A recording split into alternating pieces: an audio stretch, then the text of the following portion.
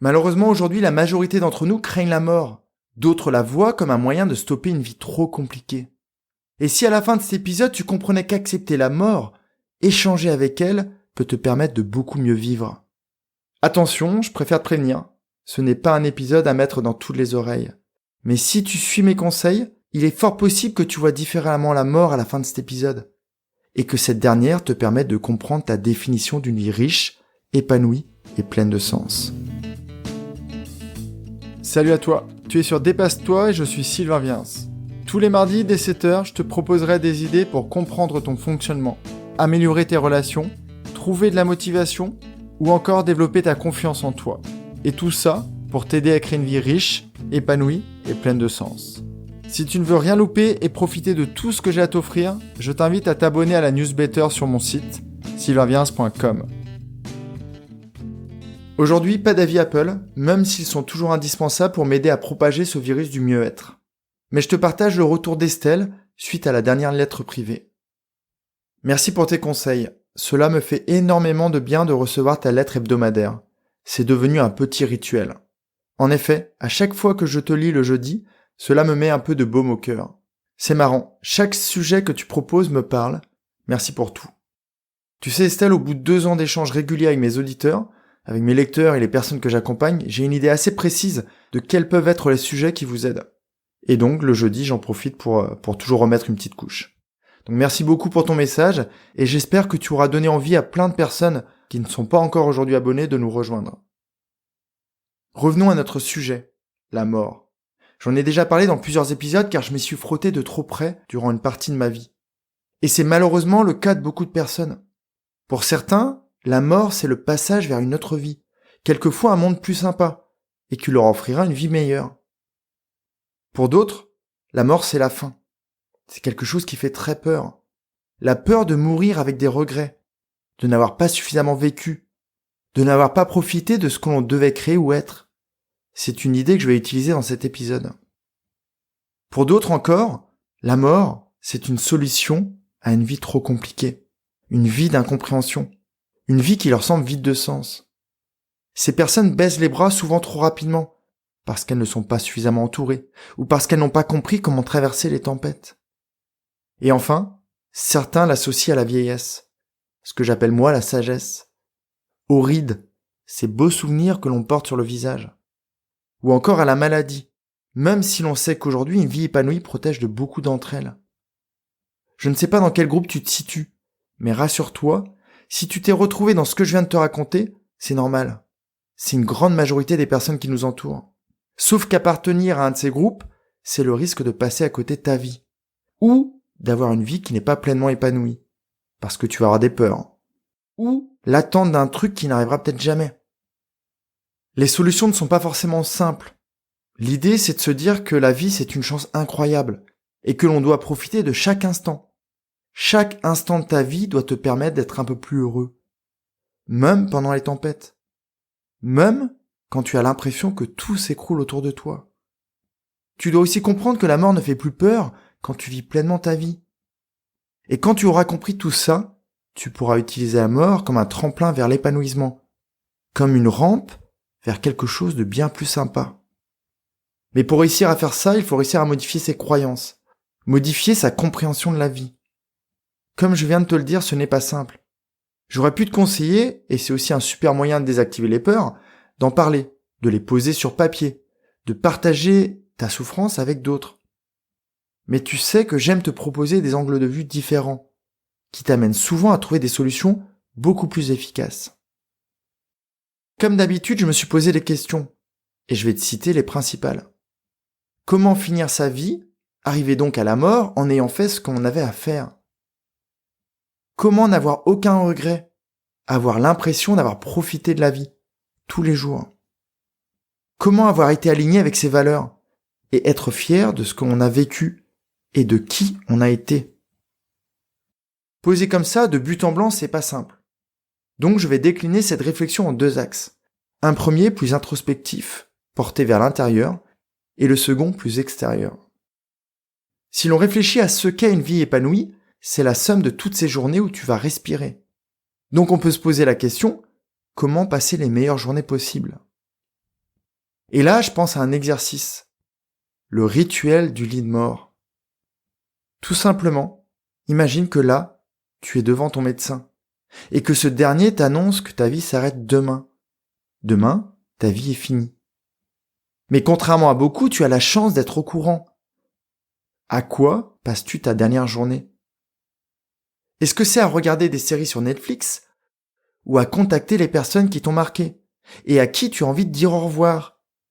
Parce qu'avec elles, tu as vécu des expériences fabuleuses. Passes-tu ta journée à travailler pour accumuler de l'argent ou au contraire à te balader dans la nature pour voir une dernière fois tout ce qu'elle a à nous offrir? Ces arbres, ces animaux. Passes-tu ta journée à t'engueuler avec ta conjointe, à te disputer avec tes enfants ou avec tes proches? Ou fais-tu en sorte que tes comportements soient imprégnés d'amour, de bienveillance, de compassion, pour que ces derniers échanges soient à la hauteur de l'affection que tu leur portes? À ton avis, passes-tu ta journée à swiper sur Instagram ou sur Facebook, ou à écrire des conseils à tes proches pour qu'eux ne fassent pas tes erreurs? Ou mieux, pour qu'eux reproduisent ce qui t'a rendu heureux toute ta vie? Imagine que là, tu es devant ton médecin et il te dit « il vous reste une journée ». Que vas-tu faire? Comment vas-tu occuper cette journée qui est si précieuse? Imagine maintenant que tous les matins, tu repenses à cet exercice, avec l'angle positif que je viens de te donner. Que vas-tu faire de tes journées? Que vas-tu entreprendre? Et puis tu peux te créer des versions différentes de cet exercice, de ce rituel. Imagine que c'est 5 jours qu'il te reste. Imagine que c'est un mois, 1 an, 10 ans. Que veux-tu accomplir? Mieux, qui veux-tu être? Prenons encore un peu de hauteur. Imagine que ce rendez-vous médecin n'ait jamais eu lieu. Tu ne sais pas quand ta vie s'arrêtera. Mais après l'écoute de cet épisode, tu as été un peu chamboulé, comme tu peux l'être quand toi et moi on va explorer en profondeur. Tu te couches en ayant compris le message de l'épisode. Ne pas craindre la mort, mais l'utiliser pour mieux vivre. Et là, tu te couches plein de sérénité et de calme. Un peu plus tard dans la nuit, tu fais un rêve sur ce même thème. Et là, tu te vois dans une tenue que tu n'as pas l'habitude de porter. Une tenue un peu transparente, de couleur claire. Tu es là, mais personne ne semble te voir. Ça ressemble à une cérémonie. Toi, tu as un sourire sur le visage. Mais bizarrement, tous ceux qui sont présents, là, devant toi, paraissent tristes, mélancoliques. Tu reconnais tes proches, ta famille, peut-être même tes enfants, tes collègues, des amis d'enfance. Et tu te rapproches de la scène, et tu comprends que tu es le seul absent. Il ne manque que toi. Alors je voulais juste te faire un petit avertissement. Je dois t'avouer qu'en écrivant cet épisode, j'ai pleuré à ce moment. Ça vient toucher les tripes, et ça pourrait te faire pareil. Donc si la situation n'est pas propice, une petite pause, et tu reprends tout à l'heure. Sinon, on continue tous les deux. Donc tu as compris que c'est une cérémonie. Et là, tu fais un pas de recul. Tu vois des arbres, des bancs, des croix. Tu comprends que c'est un endroit associé à la fin de vie. Et là, tu percutes. Alors tu reviens plus près. Et tu entends ce que les personnes disent. Certaines de ces personnes ont préparé un mot te concernant. Sur ta vie, sur tes expériences, sur la relation qu'elles ont eue avec toi. Qu'as-tu envie de voir sur le visage de tes proches quand ils parlent de toi? Quels sont les mots que tu as envie d'entendre? Quelles sont les réactions corporelles que tu as envie de sentir sur eux? Personnellement, j'aimerais entendre. Sylvain a été un père aimant, qui a fait de son mieux pour accompagner sa petite fille. Sylvain a été un podcasteur inspirant, qui a diffusé de belles ondes à travers le monde. Sylvain a été un coach incroyable qui a permis à de nombreuses personnes de vivre pleinement. Et enfin, j'aimerais surtout entendre, Sylvain a été une très belle personne vraie, authentique et simple dans tous les domaines qu'il a touchés. Maintenant, je te retourne la question. Qu'as-tu envie d'entendre à cette cérémonie? dans la bouche de tes proches, peut-être de tes enfants, de tes collègues, de tes amis. Et là, intègre tout de suite ces paroles. Tant que tu respires, quel que soit ton âge, la suite peut être totalement différente. Tu es capable de créer tout ce que tu as envie d'entendre. Peut-être que cette phrase, c'était une belle personne qui était alignée avec ses valeurs. C'était une magnifique personne qui aimait pleinement les autres. C'était une personne consciente qui s'est autorisée à vivre comme elle entendait, sans se soucier du regard des autres. Tu as toutes les phrases en toi. À toi de savoir comment t'y vas. À toi de passer à l'action pour que tes idées se transforment en des actions concrètes. Je dis dans la lettre privée, je vais t'aider à faire ça, en sorte que le jour où tout s'arrêtera, si tu avais le moyen de vivre l'événement, tu rougisses de tous ces beaux mots que tu pourrais entendre. De la description de toutes ces belles actions que tu as menées.